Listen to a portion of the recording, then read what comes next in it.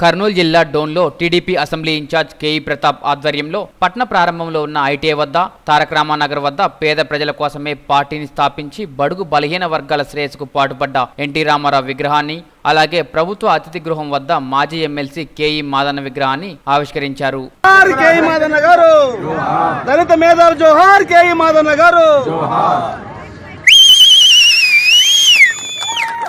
ఈ కార్యక్రమానికి ముఖ్య అతిథిగా ఉప ముఖ్యమంత్రి కేఈ కృష్ణమూర్తి హాజరయ్యారు.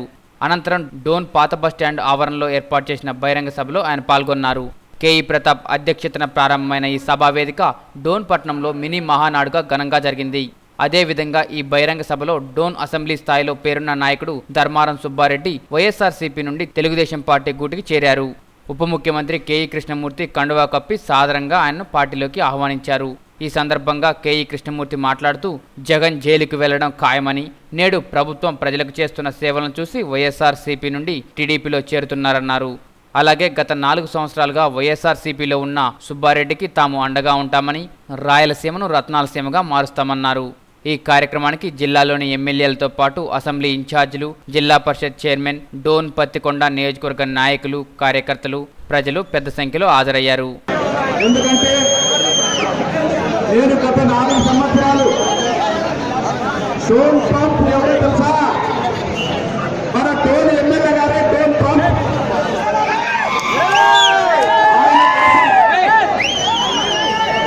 ఆయన కోసం 4 సంవత్సరాలు మా కుటుంబం అంతా డోన్లో ఎమ్మెల్యేగా కనిపిస్తే అక్కడ ఆ పంపు ఏం చేశాడో ఇక్కడ కూడా ఇదే, ఈ పంపు డోన్లో ఇదే చేయడం మా కుటుంబానికి కరెక్ట్ గా చేయడం జరిగింది.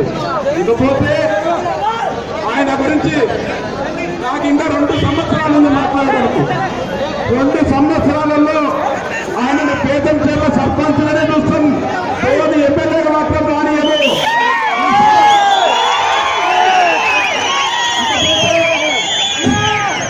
ఆయన గారు చెప్తుంటారు,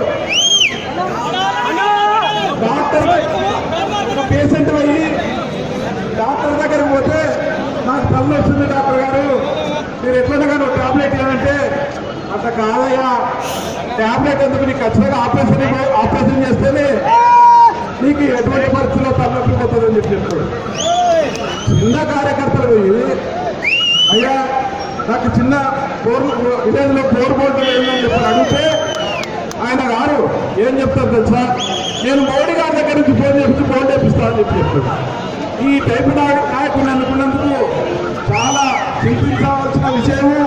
కానీ ఇకపోతే ఒకే ఒకటి ఉంది, మన పెద్దలు కేఈ కృష్ణమూర్తి గారు చెప్తారు, అసెంబ్లీలో చెప్పారు, నీకు సిగ్గు ఉంటే శాసనసభకు నెక్స్ట్ రాని అని చెప్పి చెప్పడం జరిగింది.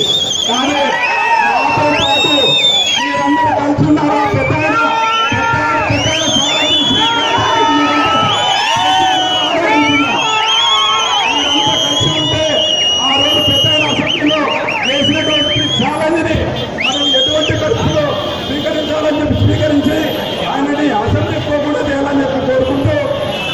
వారికి ధన్యవాదాలు తెలుపుకుంటున్నాను.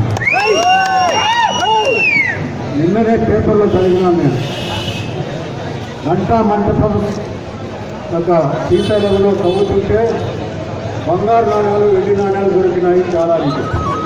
కానీ ఈరోజు ట్రైన్లో మాకు విలువైనటువంటి నాణ్యాలు దొరికినాయి. మరి ఈరోజు ఇంత బ్రహ్మాండమైనటువంటి సభలో చాలా మంది ఎలక్షన్ అయిన తర్వాత ఈ జిల్లాలో 3 గెలిచినామంటే మనసు కలుపుతుంది. ఎందుకు ఇట్లా జరిగిందని చెప్పి చాలా ఆలోచన చేస్తున్నాను. మా వాళ్ళు ఓడిపోయిన వాళ్ళందరూ కూడా చాలా నేరో మెజార్టీతో ఓడిపోయారు. నేరో మెజార్టీతో ఓడిపోయిన తర్వాత ధైర్యం సగలేదు, మరెవరు కూడా మా పార్టీని విడిచిపోలేదు. కానీ మా పార్టీకి ఇంకా వైకాపాలో ఉన్న ఎమ్మెల్యేలు కూడా చేరడం జరిగింది. ఈరోజు మా సంఖ్య 8 మంది సభ్యులు, కాంగ్రెస్ సభ్యులు ఉన్నాం. ఇదే కాకుండా అనేక మంది కార్యకర్తలు ఈరోజు మా దగ్గర చేస్తూ ఉన్నారు. నేను ధర్మాన సుబ్బారెడ్డిని అభినందిస్తున్నాను. ఎందుకంటే జగన్ వెంబడి ఉంటే 36 కేసులున్న జగన్ ఎప్పుడోసారి జైలు పోవడం గ్యారెంటీ. మరి ధర్మవరం సుబ్బారెడ్డి గారు ఆయన సభ్యులు తీసుకోవడం మానేసి మా దగ్గర చేరినారంటే మాకు సంతోషం. ఎందుకంటే వారికి సేవలు చేసి చేసి విసుగొచ్చినటువంటి ధర్మవరం సుబ్బారెడ్డి గారు ఈరోజు మా ఫ్యామిలీతో స్నేహం చేస్తూ ఉన్నారు. నేను హామీ ఇస్తున్నాను ధర్మవరం సుబ్బారెడ్డి గారికి, మిమ్మల్ని మీరు చేరినటువంటి మీ అంతరుని మా సంఘాల కింద వేసుకొని కాపాడుతాం మిమ్మల్ని కూడా. మీరెవరు ఆధారపడే అవసరం లేదు.